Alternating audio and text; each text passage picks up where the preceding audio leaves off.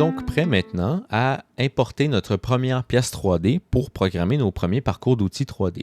Donc sur Mastercam, je vais aller cliquer sur l'icône dans le coin supérieur gauche, l'icône Ouvrir. À partir de cette icône-ci, j'ai une fenêtre qui me permet d'aller sélectionner les fichiers 3D que je pourrais importer dans Mastercam. De façon générale, on a deux grandes familles de fichiers. On a les points STEP, STP ou STEP, ou les points STL. Les points STEP sont les fichiers de type solide, ceux auxquels vous êtes habitués, alors que les fichiers STL sont les stéréolithographies. Dans Mastercam, on les appelle les maillages, ou dans la majorité des logiciels, on les appelle aussi les fichiers en nuage de points. Si je commence par les fichiers points STEP, en cliquant sur un fichier que je veux importer, j'ai déjà ici l'option qui m'apparaît, une icône d'option qui m'apparaît que je peux cliquer et aller modifier certains détails lors de l'importation de mon fichier que je peux faire avant l'import. Par défaut, je peux importer le fichier en solide, mais je peux également le modifier et l'importer en surface restreinte à la place de l'importer en solide. La différence, c'est que le fichier, en étant en solide, sera un bloc complet, toutes les surfaces seront unies et je ne pourrai pas les modifier indépendamment les unes des autres sans avoir à modifier l'extrusion comme on l'a déjà fait dans Mastercam. Alors qu'en surface restreinte, je vais importer exactement le même fichier, mais chaque surface sera indépendante les unes des autres, donc je pourrai en supprimer une ou la modifier, la déplacer. Donc, c'est intéressant de l'utiliser en surface restreinte, ça peut faciliter le travail à certains moments, mais personnellement, je préfère vraiment l'importer en solide parce que lorsqu'on importe des fichiers complexes en surface restreinte, parfois on peut oublier des petites surfaces, ça devient compliqué à faire un déplacement puis à s'assurer de tout avoir sélectionné. Ça cause des erreurs, je préfère ne pas le faire. Par contre, sachez que ce n'est pas permanent. Donc, si on importe un solide, on peut toujours dans Mastercam le transformer en surface restreinte ou créer des surfaces à partir du solide qu'on aura créé. Et à l'inverse, si on importe un solide complet en surface restreinte, c'est très très facile de transformer le solide, de créer un solide à partir des surfaces. Mais bon, personnellement, je vais toujours importer en solide. Je trouve que c'est plus simple, surtout au début. Ensuite, une option intéressante, c'est de cocher courbe sur arête. Vous pouvez cocher cette fonction-là et ce que ça va faire, c'est que Mastercam va importer directement du filaire, donc du filaire 2D, en superposition du solide. Donc, à chaque arête qu'il y a sur le solide, il va y avoir du filaire. Ça peut être intéressant, mais personnellement, même chose, je préfère le faire après. Je trouve que trop de filaire, parfois, ça gêne, c'est pas forcément nécessaire. Donc, je préfère créer le filaire par la suite, post-importation, seulement aux endroits où c'est nécessaire. Donc, sachez que ça existe, mais par défaut, moi, je vais toujours importer en solide. Donc, si je fais OK et que je fais Ouvrir,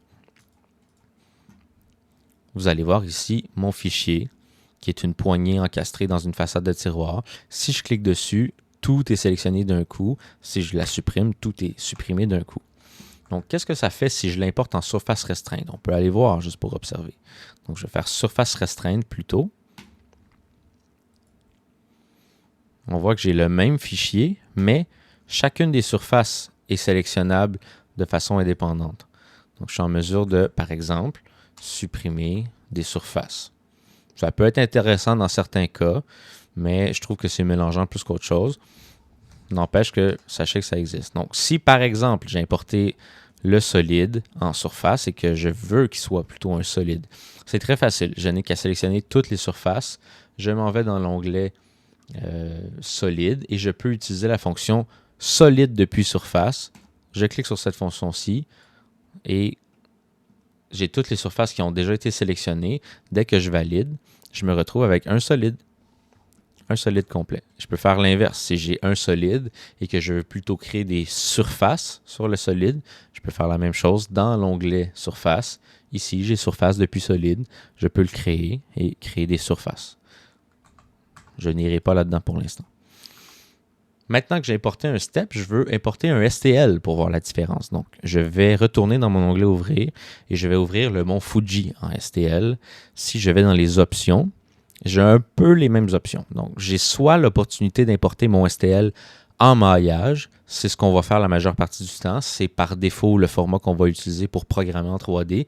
Ça va créer un fichier, un équivalent de solide en nuage de points. Je pourrais également l'importer en ligne. Vous pourrez l'expérimenter si vous voulez voir ce que ça fait. Par contre, Ça peut faire des fichiers qui sont très volumineux, ça peut vraiment ralentir votre ordinateur, donc je vous suggère de l'essayer, mais ce n'est pas quelque chose qu'on va faire souvent. Ce que ça va faire, c'est que sur chacune des zones où il y a une ligne pour relier tous nos nuages de points, on va avoir une ligne filaire en 2D qui va refaire le solide. Pour l'instant, je vais l'importer en maillage seulement et on va voir ce que ça fait. Donc, regardez, ici, j'ai donc le Mont Fuji en STL. Si je clique dessus, c'est bien un solide complet. Je ne peux pas dissocier une surface l'une de l'autre. Donc, j'ai l'équivalent d'un solide. Ça va être à très peu de choses près, l'équivalent d'un fichier solide, à certains détails près. La plupart des fichiers STL, pas tous et pas toujours, mais la majorité des fichiers STL ne nous permettent pas de nous ancrer à des coins spécifiques comme on peut le faire sur un solide. Par exemple, je vais me tracer un filaire sur le coin. Donc, je n'arrive pas à m'ancrer ici. Je ne suis pas capable d'ancrer mon filaire à cette zone-ci. Donc, si je me remets en vue de dessus, peut-être que je vais être en mesure de m'ancrer. Ah, on voit que ça s'ancre, mais c'est pas clair. Si je zoome, je suis vraiment pas sur le coin. Je suis en mesure de m'ancrer là, mais bon, c'est peut-être un hasard. Règle générale, en ayant un fichier STL, on ne peut pas s'ancrer à des zones très claires. Donc, à certains endroits, je ne suis pas capable de m'ancrer dans les coins. Donc, si je veux faire un contour extérieur fini, on verra qu'en STL, il y a d'autres façons d'y arriver plutôt que de tracer du filaire. Pour l'instant, je vais rester là. Donc, on peut tester l'import du même fichier STL en ligne pour voir ce que ça fait.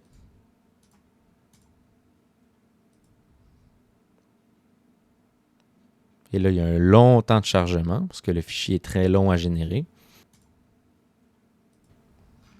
Ah, et voilà, c'est arrivé plutôt rapidement. C'est pas très beau, c'est très difficile à voir. Si je me mets en vue de face, on arrive bien à distinguer la montagne. Si je zoome, on voit déjà que c'est beaucoup plus lent. Si je zoome, on voit bien les facettes. Mais si je m'éloigne, c'est très très compliqué de voir un peu ce qu'il y en est. Et dès que je me déplace, il y a tellement de surface, tellement de lignes plutôt dans mon environnement de dessin que Mastercam nous fait un bug d'affichage. Donc vous voyez, j'arrive pas à zoomer très très efficacement. C'est clairement pas une méthode que vous allez utiliser pour programmer, mais bon, sachez que ça existe. On pourrait l'importer comme ça et garder le filaire sur le pourtour pour faire un contour extérieur, par exemple. Donc, il y a plein de méthodes intéressantes. Vous pouvez l'explorer de votre côté.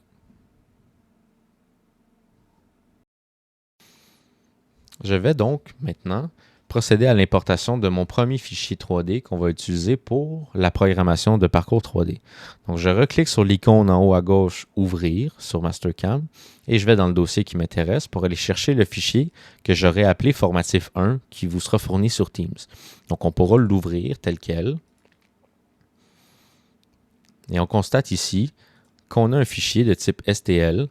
Donc, c'est un fichier solide, un cercle avec des vagues, une pièce ornementale que vous avez probablement vue en classe.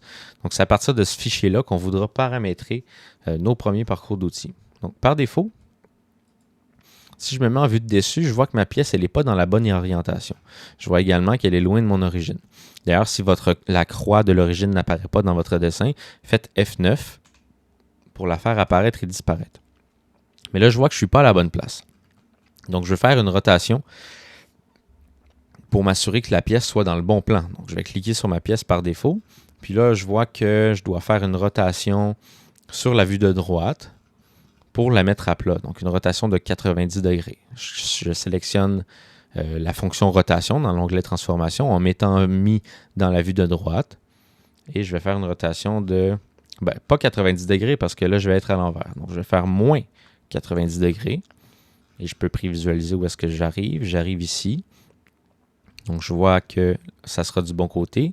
Ça devrait déjà être sur le bon plan. C'est parfait, je valide. Par contre, je ne suis pas au bon X, Y ni Z, mais je vous montrerai comment régler ça. Pour l'instant, si je me mets en vue de dessus, je vois que je suis du bon côté. C'est parfait. C'est déjà très bien. Maintenant, je vais tout de suite commencer par créer le cube capable. En créant le cube capable, je vais tout de suite être capable de paramétrer mon brut et ma machine et je serai en mesure de poursuivre sur les autres étapes très facilement. Donc, dans l'onglet filaire, je vais aller chercher la fonction cube capable. Je vais aller cliquer sur mon solide et je vais faire entrer.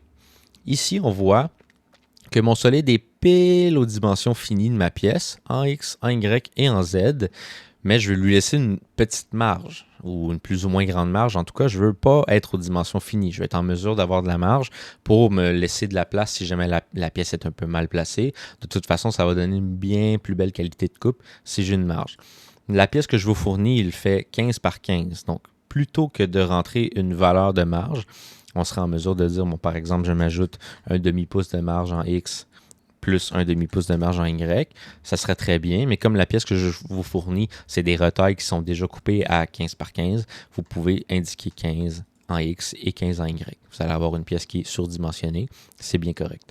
En Z, je vais faire la même chose, je vais me rentrer une valeur nominale fixe que je connaîtrai parce que je vais travailler avec des matériaux de panneaux d'épaisseur contrôlés. Donc, pour l'exercice d'aujourd'hui, on va travailler avec du MDF de 5/8 de pouce, donc je vais rentrer en Z 5/8. Notez qu'en ce moment, l'origine, elle est au centre, mais sur la face inférieure, et c'est parfait. Si je me déplace en vue de face, je constate bien que la surépaisseur, elle est en haut, elle n'est pas en bas. Et c'est exactement ce que je veux. Je veux pas qu'il y ait de surépaisseur en bas, moi je vais surfacer sur la surface supérieure. Donc je le laisse comme ça, c'est très bien. Oh, j'ai perdu mes valeurs en me remettant en vue de dessus. Donc oui, constatez que si vous changez de vue sans avoir validé la fonction, les valeurs en X, Y, Z vont changer. Donc assurez-vous simplement de rentrer les valeurs à nouveau. Donc moi j'ai 15 en X, 15 en Y et 0.625 ou 5/8 en Z. Comme ça. Je peux donc valider. Je vais créer une géométrie en ligne et arc. Certaines personnes pourraient préférer créer un solide. Personnellement, j'aime moins ça. Je trouve que ça bloque un peu la vue. Donc, pour moi, ligne et arc, c'est amplement suffisant. Je valide. J'ai donc maintenant mon cube capable qui est tracé en filaire. Ma prochaine étape serait de positionner mon cube capable à l'origine. Donc là, j'ai installé mon usinage, je l'ai démarré sur la Thermwood, mais vous pourriez le faire sur les Axes et la OMAG de la même façon. Moi, je vais décider d'utiliser l'origine inférieure gauche sur la face inférieure pour placer mon origine 0 en X, Y et Z. Donc, la fonction la plus simple, c'est d'aller dans l'onglet Transformation, utiliser la fonction Déplacer à l'origine, et je vais aller cliquer sur le coin, ici, inférieur, dans le coin en bas à gauche, et là, tout s'est déplacé à l'origine. On voit donc que je suis retourné à l'origine. Ma pièce, elle est bien positionnée. Comme ça ici. Je serai donc prêt à configurer mon brut. J'ai tout ce qu'il faut pour configurer mon brut. Donc, je vais cliquer sur le petit plus à côté des propriétés de la machine. Je vais dans la configuration du brut. Et je serai en mesure d'utiliser le filaire que j'ai déjà créé pour configurer mon brut. Donc, ça va être beaucoup plus simple comme ça. Le filaire que j'ai créé initialement dans la fonction cube capable m'a permis autant de créer mon filaire, mais de me permettre de valider ma surdimension, en plus de positionner ma pièce au centre de mon cube capable. Donc, c'est pour ça que je le fais d'avance. Ensuite, j'utilise la fonction ajouter depuis deux coins. Je clique toujours à l'origine en premier. Et ensuite, je me rends au coin opposé, donc supérieur droit, mais sur la face supérieure pour m'assurer de valider les trois dimensions. Et mon cube capable est bien rentré. Je suis donc à 15, 15, 7, 8. Par défaut, Mastercam nous donne des décalages d'origine parce que l'origine ici n'est pas bien placée. Laissez-les, c'est pas important, c'est parfait comme ça. Maintenant que mon brut est configuré, je vais aller configurer le reste de mes machines. Donc si je vais dans le premier onglet, ici, je vais aller configurer la bibliothèque de ma librairie d'outils. Donc, je vais aller chercher ma bibliothèque d'outils. Donc, ici, ça va être ENME 2022. Vous avez probablement une version plus récente chez vous. Prenez la librairie d'outils la plus récente. Elle est maintenant configurée. Ensuite, dans Modèle Maître, je ne fais rien. Configuration du brut, je l'ai déjà fait. Maintien de la pièce, comme on n'utilise pas de gabarit de maintien pour l'instant, je ne fais rien. Si je vais dans Outils, plutôt, il faut absolument, ne jamais oublier, toujours faire, absolument, décocher, attribuer numéro d'outil séquentiel. Pas très long, on n'oublie pas, on le fait pendant qu'on y est. Ensuite, je vois qu'ici, j'ai un petit X en rouge qui m'est apparu dans Simulation. Ça peut arriver à plusieurs moments. Si j'ai configuré ma machine dès le départ et que j'étais en métrique, alors que vous savez que les logiciels sont en métrique à l'école, mais j'usine sur une machine impériale. Mastercam ne fait pas la conversion visiblement ici, donc on va le faire nous-mêmes. On fait juste rajouter millimètre à la fin de chaque valeur. Et là, tout redevient beau. Le X rouge disparaît lorsque j'ai fait la conversion sur les 4. Je suis maintenant prêt à valider. Donc, ma configuration est complétée. Je suis prêt à programmer mon premier parcours d'outils. Maintenant que ma pièce a son cube capable de tracer, que le tout est positionné à l'origine et que l'ensemble de mes paramètres, de mes propriétés machines sont configurés, donc la librairie d'outils, le décochage d'attributs, le numéro d'outils séquentiel et le brut, je suis maintenant prêt à programmer mon premier parcours d'outils. Je vais donc dans l'onglet Usinage et je vais aller sélectionner mon premier parcours d'outils 3D. Donc vous voyez que si je clique sur la petite flèche qui se situe ici, que le menu déroulant se déroule et que j'ai deux sections, donc la section ébauche et la section finition. La section ébauche, on ne va pas s'en servir beaucoup, quoique ça va arriver probablement. Quand on a des pièces très épaisses, ça vaut la peine, mais sinon on peut se débrouiller avec seulement des parcours de finition. Ici, vous voyez qu'il y a plusieurs parcours de finition. Ça peut devenir vraiment mélangeant, mais on va faire un petit peu le décompte des parcours qu'on va utiliser le plus souvent. Donc, on ne pourra pas utiliser tous les parcours parce que certains d'entre eux sont vraiment longs à la machine, notamment le parcours hybride qui est très très long, qui peut être utile parfois si vous voulez faire de l'usinage chez vous ou à temps perdu. C'est un parcours très intéressant qui fonctionne très bien mais qui est très long. Donc, on va surtout utiliser le parcours balayage, le parcours crête constante, et les parcours radial et spirale. Sachez que crête est très similaire à crête constante, ça peut aller tout aussi bien. Z constant peut être un paramètre intéressant qu'on verra plus tard, mais pour l'instant, si on se concentre sur balayage, crête constante, spirale et radiale, on va avoir des résultats excellents. Donc pour l'instant, je vais commencer par un parcours de balayage qui est vraiment le plus simple. Donc je vais cliquer. Et j'ai maintenant la fenêtre ici qui apparaît qui me permet de paramétrer mon parcours balayage. Donc, par défaut, on arrive sur la page géométrie du modèle. Vous voyez qu'ici, on vient sélectionner des géométries. Donc, plutôt que d'avoir l'option de sélectionner du filaire ou du solide comme dans les parcours 2D, ici, on ne peut que sélectionner des pièces en 3D. Donc, pour me rajouter une entité, je vais aller donc sur le petit curseur ici, en cliquant dessus, je vais être en mesure d'aller sélectionner mon solide.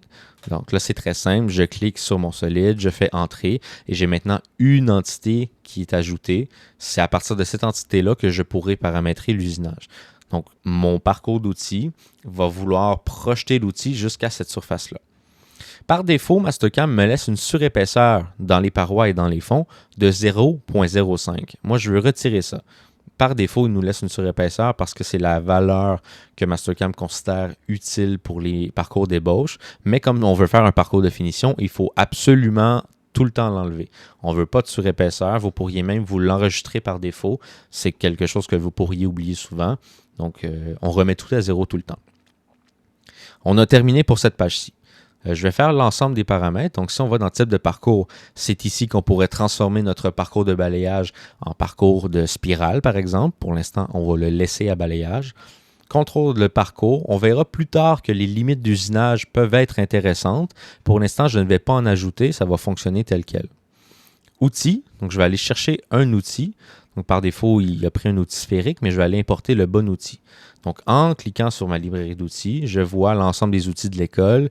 Sachez que pour des parcours 3D, on voudra toujours utiliser des couteaux sphériques.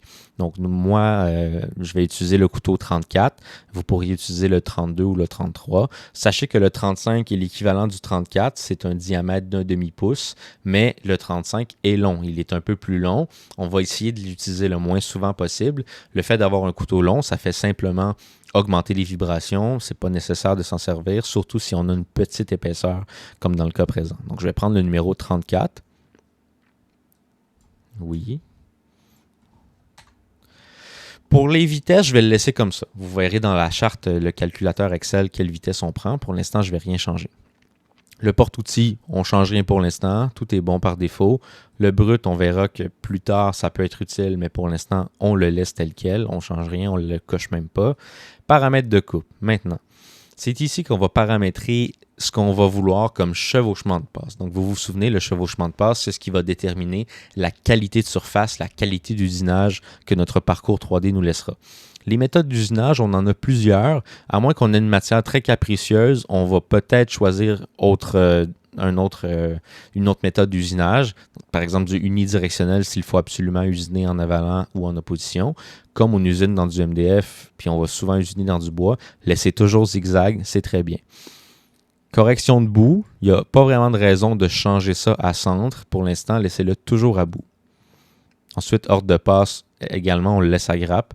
La seule chose qu'on va vraiment changer, ça va être ici le pas d'usinage. Donc, le pas d'usinage, vous vous souvenez qu'on veut une valeur qui se situe entre 1/5 et 1/10 du diamètre de l'outil. Donc, je vais commencer pour l'instant à 1/5 du diamètre d'outil. Donc, mon diamètre est 1/2 divisé par 5. J'arrive à des chevauchements de passe de 0,1. On va voir qu'est-ce que ça donne. Constatez que lorsque je change la valeur du pas d'usinage, il y a une valeur en hauteur de crête qui se change automatiquement. Donc, si je fais 0,2, ma hauteur de crête augmente. Plus j'augmente la valeur, plus ma crête va être haute. Donc, on voit bien qu'avec un pas d'usinage du diamètre de l'outil, la hauteur de crête est du rayon de l'outil. Donc, ça peut être intéressant de calculer. Vous devez savoir que la hauteur de crête va rajouter une tolérance d'usinage à notre pièce finie. Donc, la hauteur de crête, ce sera à quel point on va être loin de la réalité de notre pièce 3D. Donc, si on doit être extrêmement près de la réalité, on va vouloir une hauteur de crête la plus petite possible. Bien sûr, ça augmente considérablement le temps d'usinage. Donc, pour l'instant, on va le laisser tel quel. Angle d'usinage, pour l'instant, je le laisse à 0, mais sachez qu'on pourrait changer l'orientation de l'usinage. Par exemple, mettre un 45 degrés de balayage. On verra plus loin ce que ça fera. Ensuite, vertical, horizontal, je n'ai rien à changer pour l'instant, mais sachez qu'on pourrait changer des profondeurs ici, donc dire à notre parcours d'outils de ne pas dépasser une certaine profondeur ou de commencer à une certaine profondeur. Ce serait ici qu'on viendrait le changer. Pour l'instant, je ne le cocherai pas. Et paramètres de transition, c'est là où je vais rentrer la majorité des paramètres intéressants pour l'entrée d'outils, les plans de retrait, mais par défaut, on peut laisser tout comme ça. Vous n'avez rien à changer. On pourrait réduire le plan de sécurité, qui présentement est à 2 pouces, c'est un peu haut, on peut le réduire à 1 pouce, mais ce n'est pas essentiel pour les premiers tests. Ensuite, j'ai fait le tour des paramètres, c'est pas très très long, il n'y en a pas beaucoup. Je vais valider et on va voir ce que ça donne. Donc, le parcours d'outils charge présentement. Je vois ici qu'il charge et qu'il est maintenant terminé. Donc, je vois ce que ça donne. Donc, les lignes en bleu sont mes parcours d'outils. Les lignes en jaune sont mes retraits. On voit qu'il y a quand même plusieurs retraits. Est-ce que c'est optimal? On ne sait pas. Pour l'instant, on va le laisser tel quel. On va voir ce que ça donne. Je vais donc faire une simulation. Comme mon brut est déjà paramétré, je vais aller dans la simulation vérifiée et on va voir le résultat.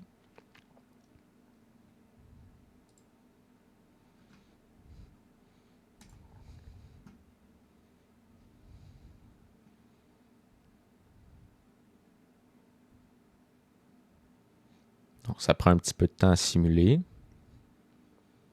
Le résultat est plutôt bien. On voit que les hauteurs de crête à certains endroits sont belles. Comme ici, c'est plutôt bien. Mais à certains endroits, là où il y a plus de creux, la crête est vraiment flagrante. Je ne suis pas certain que ça va paraître tant que ça sur du MDF, mais je vous avouerai que je ne trouve pas ça magnifique. Il y a sûrement quelque chose de mieux qu'on peut faire. Donc, je peux fermer ça. Puis je veux voir si je réduis le chevauchement de passe, est-ce que le résultat est plus intéressant. Donc je retourne dans les paramètres de coupe et je vais reprendre mon diamètre d'outil que je vais diviser par 10 cette fois.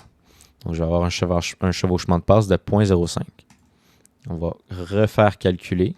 Donc ça prend quelques temps. Plus le chevauchement de passe est petit, plus le calcul va être long. Maintenant le calcul est fait. On voit qu'il y a beaucoup plus de bleu. Je vais aller faire la simulation pour observer ce que ça fait.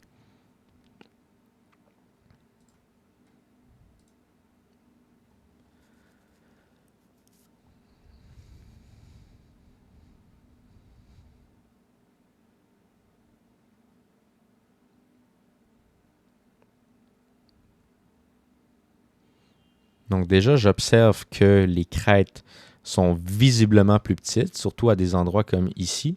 Mais j'ai encore des endroits comme celle-ci où les crêtes sont vraiment visibles. J'aime pas vraiment ça. Je trouve que c'est un résultat inégal. J'aime pas vraiment la qualité de l'usinage comme ça. C'est pas la fin du monde. On sera en mesure de faire un petit ponçage puis de retirer toutes les crêtes qui sont vraiment disgracieuses. Mais je suis convaincu que je peux faire mieux que ça. Donc, je vais changer mon parcours d'outils. Comme il est déjà pré-paramétré ou partiellement paramétré, je vais reprendre le même. Donc, je vais aller dans les paramètres de mon balayage et je vais aller dans mon type de parcours d'outils et je vais sélectionner crête constante. Tiens, on va l'explorer. Donc, comme je change de parcours d'outils, je veux simplement revérifier que tous mes paramètres sont encore bons. Dans géométrie du modèle, j'ai toujours une entité. Je n'ai pas les surépaisseurs de parois. C'est parfait. Dans contrôle de parcours, Je n'ai aucune chaîne de frontières, il n'y a rien qui semble avoir changé. L'outil, bon, est toujours le même, ça c'est clair.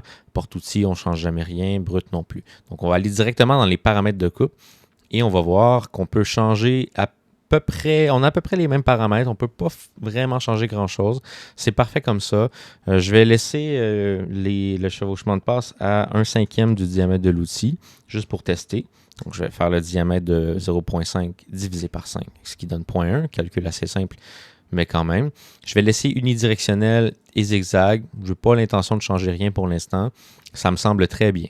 Dans les paramètres de transition, bon, il a même gardé mon plan de sécurité à 1. C'est génial. On valide et on regarde ce que ça fait. Et là, sachez que c'est beaucoup plus long à charger. Donc, même que ma fenêtre Mastercam a buggé un petit peu. Là. Vous voyez qu'il y a un sablier qui vient d'apparaître. Dans les parcours 3D, notamment les crêtes constantes ou les hybrides, les parcours plus complexes peuvent être vraiment longs à générer. Donc, là, c'est quand même une petite pièce. J'ai pas demandé des paramètres extrêmement serrés dans le chevauchement de passe. Je suis à 0,1, donc ça ne devrait pas prendre extrêmement de temps, mais sachez que ça va être long. Donc, je vous le dis comme ça. Je vais vous faire un time-lapse et on va revenir dès que c'est fini de charger. Donc, ici, mon Mastercam a débogué, mais ça charge encore un petit peu ici. Donc, c'est normal. On lui laisse le temps de calculer et on vient quand il a terminé. Voilà, donc le calcul est terminé. Ça m'a pris quand même plus de 2 minutes, presque 3 minutes de calcul. Donc, c'est normal. Laissez Mastercam calculer. Ça va arriver à tous les moments où vous allez faire des parcours un peu complexes. Et là, mon chevauchement de passe est à peine à 0,1. Donc, si j'avais un chevauchement de passe à 1/10, donc à 0,05, ce sera encore plus long. Donc, l'idéal, c'est vous laissez Mastercam calculer. Vous partez, vous faites un petit quelque chose, vous revenez ou peu importe, vous attendez devant l'écran. Donc, vous voyez déjà que le résultat est plutôt joli. Ça semble bien. Le chevauchement de passe que j'ai déjà utilisé, donc, c'est bien 0,1. Donc, c'est le même que tantôt. On va aller voir ce que ça donne à l'écran. Donc, je vais aller faire la simulation vérifiée pour observer le résultat fini.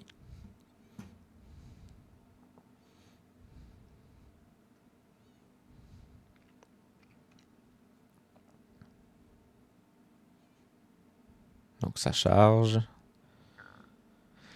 Voilà, donc les crêtes sont quand même bien grandes, bien présentes, mais elles semblent un peu plus constantes. On voit qu'à certains endroits, comme ici, là, la crête, elle n'est pas tout à fait égale aux autres, mais le résultat me semble plus égal à l'autre. C'est déjà beaucoup mieux. Bon, 0,1, c'est encore grossier, donc les crêtes sont bien visibles. On pourrait réduire ça davantage. Donc, je vais faire un dernier petit changement. En fait, je retourne voir, je n'ai pas regardé le temps estimé. Donc, le temps estimé est déjà à 4 minutes 50. Et vous vous souvenez que dans Mastercam, on est toujours très loin de la réalité. Donc, ça va être beaucoup plus long que 4 minutes 50. Il n'y a pas de facteur précis, on ne peut pas toujours le calculer. Dites-vous que c'est entre 2 et 10 fois la vitesse. Donc, ça dépend de plein de facteurs que je ne connais pas exactement. Pour ce parcours-là, j'estime peut-être un 15 à 25 minutes d'usinage, de temps machine complet. Là. Donc, on va vérifier ce que ça donne. Je vais refaire la simulation, mais je vais réduire le chevauchement de passe à 0,05. Et là, cette fois-ci, je vais calculer le temps de génération juste pour qu'on puisse voir un peu ce que ça donne. Donc, 2 minutes. C'est pas si mal finalement. Probablement parce que j'avais déjà fait un calcul que c'était un peu moins long. Tant mieux, on est content. Donc là, déjà à 2 minutes de calcul avec un chevauchement de passe de 0,05, qu'est-ce que j'ai comme résultat d'usinage? On va aller observer ça dans la simulation vérifiée. Et là, c'est vraiment plus joli, c'est beaucoup plus lisse. Donc, bien sûr, il y aurait un ponçage à faire à certaines zones, mais le résultat me semble très, très convenable. On est par contre à 9 minutes de temps de travail, 9 minutes 29 de temps total. Donc, ça se peut que ça soit un peu trop long à la machine, mais bon, on pourra l'explorer au prochain cours et voir est-ce que ça vaut vraiment la peine. On pourrait faire la comparaison d'usinage de 2 pièces entre le 5, entre 1/5 du diamètre de l'outil et 1/10, la qualité versus le temps. Il faut observer, bon, est-ce qu'on veut sauver du temps machine ou du temps de main-d'œuvre? Après, c'est à vous de voir. Moi, je trouve que le résultat est très bien. Je vais donc valider ça comme ça. Ça me semble excellent. Je veux voir en Z, est-ce que je défonce trop bas? Donc pour l'instant, ça me semble très bien ma profondeur. Mais tantôt, j'ai observé qu'avec le parcours de contournage, de balayage plutôt, j'avais l'impression de créer un contournage. Donc je vais dédoubler mon crête constante juste pour revérifier qu'est-ce que mon balayage me faisait tantôt. Donc avec un chevauchement de passe de 0.05, on va voir qu'est-ce que ça donne. Donc, le balayage est beaucoup plus rapide à générer. C'est un parcours d'outils 3D beaucoup plus simple. J'ai déjà terminé. Très bien. Si je fais la simulation seulement du balayage, on constate que je découpe la pièce. Alors que dans le crête, je ne découpais pas la pièce. Donc, il y a quelque chose dans mes paramètres qui fait en sorte que je découpe la pièce. Et ça m'inquiète un petit peu. Je veux m'assurer de ne pas découper la pièce avec un couteau sphérique. Parce que le couteau sphérique a un rayon à l'extrémité. Et donc, ça veut dire que si je découpe la pièce, je rentre énormément dans le martyre. Et ça, je veux éviter ça à tout prix. Si je me mets en vue de face, on voit bien ici que mes parcours d'outils défoncent très loin dans le martyr. Donc, mon 0 est ici. Et là, je rentre dans le martyr de probablement un peu plus que le rayon de l'outil. Donc, je peux aller mesurer cette valeur-là très facilement. Si je vais dans l'onglet Accueil et que je fais Analyse de distance, je peux faire une analyse de distance à main levée. Je ne suis pas obligé de cliquer sur une zone précise. Je clique à l'à peu près et là, je viens m'ancrer ici. Même sans m'ancrer, je peux avoir un résultat qui a de l'allure. Je vois que je suis à 0.28, presque 0.29, donc beaucoup plus qu'un quart, quasiment un 16 de plus qu'un quart.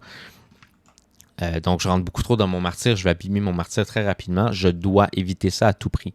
Pour régler cette situation-là, c'est assez simple. Donc, si je veux garder l'option balayage et ne pas défoncer, je vais dans les paramètres. Et c'est dans la partie verticale horizontale que je vais définir la profondeur maximum. Donc, plutôt que dans les paramètres de transition où vous êtes habitué, ça va être dans la partie verticale horizontale qu'on pourra lui dire de ne pas dépasser une certaine profondeur.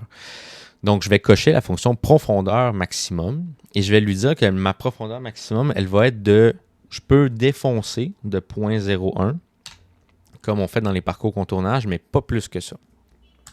Donc, je vais en négatif et je vais donc régénérer mon parcours de contournage et je vais pouvoir observer maintenant si ça aura fonctionné, ce que je lui ai demandé de faire.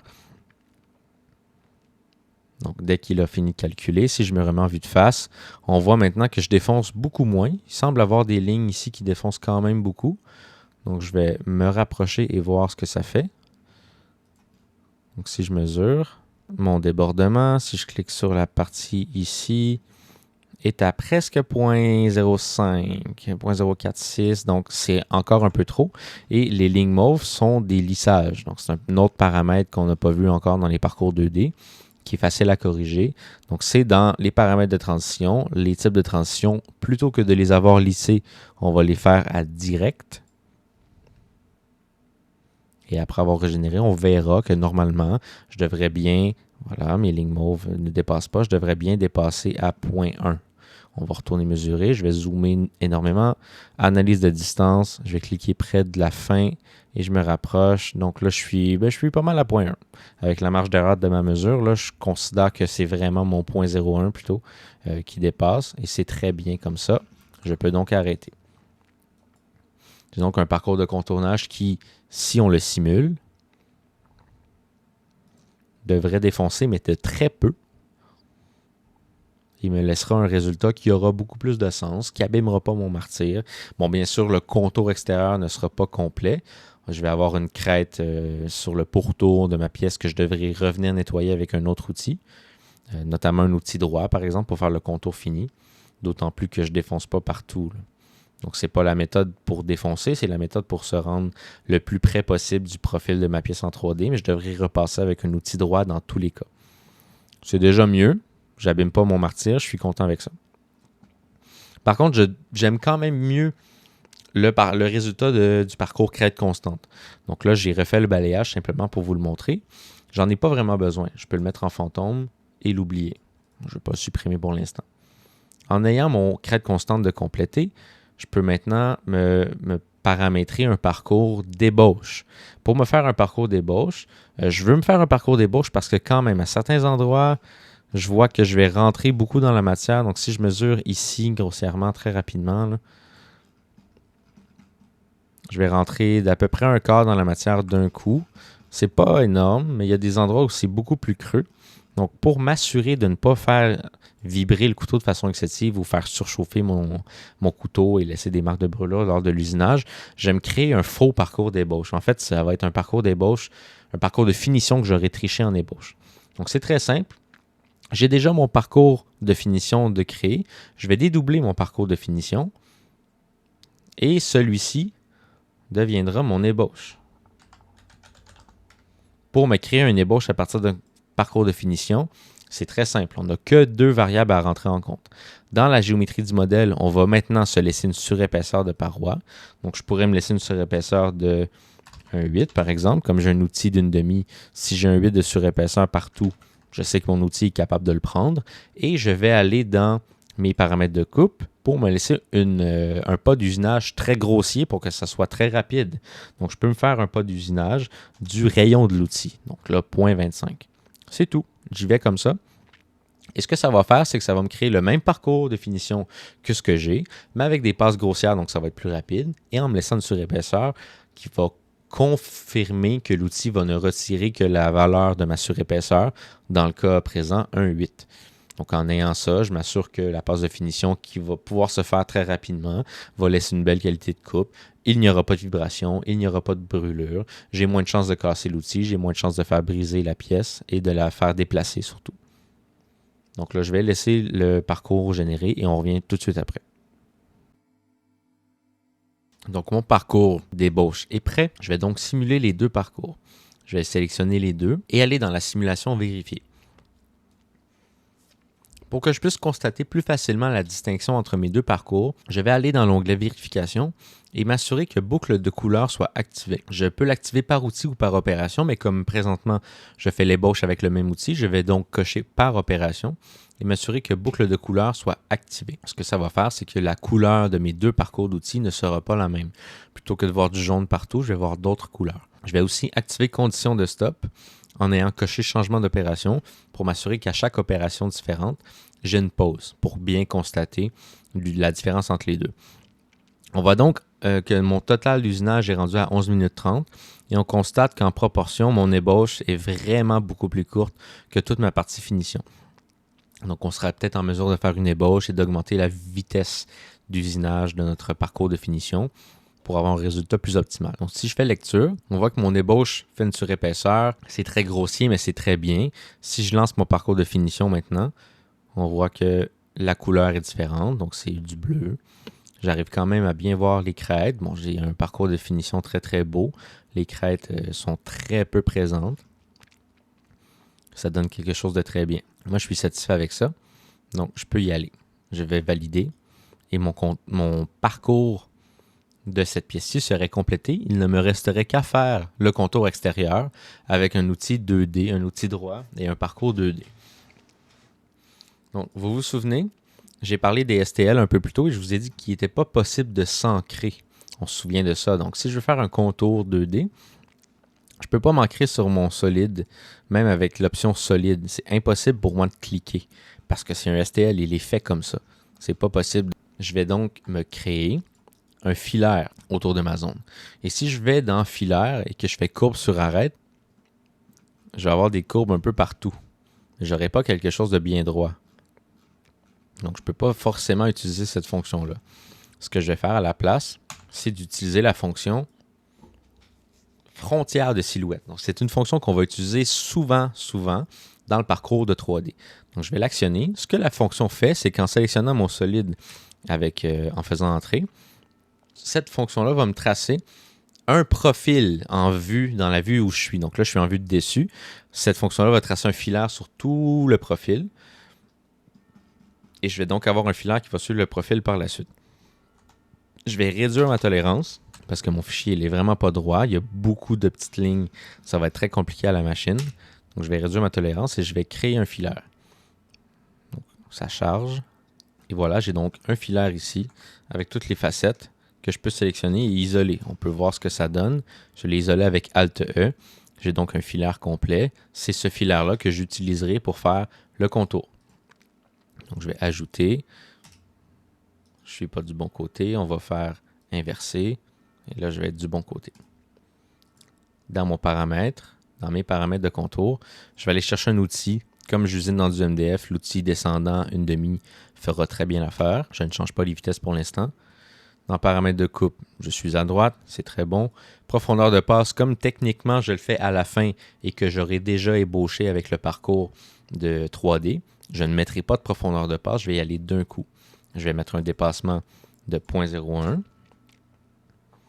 Pas de passe multiple, pas de pont pour l'instant. Et mes paramètres de transition, eh bien, tout en absolu.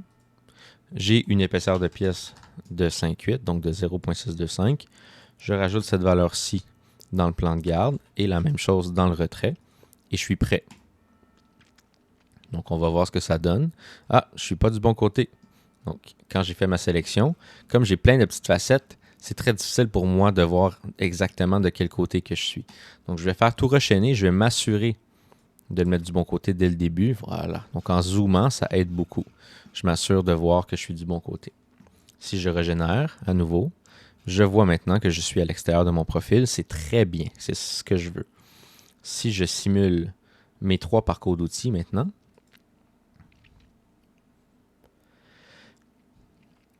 j'ai donc mon premier parcours d'ébauche qui va s'effectuer avec le couteau sphérique, le même que la finition. Comme j'usine du MDF, il n'y aura pas de problème. J'ai par la suite mon parcours de finition, qui est le plus long, qui va vraiment venir nettoyer toute la surface de mon 3D. Donc, c'est ce que vous voyez en bleu à l'écran maintenant.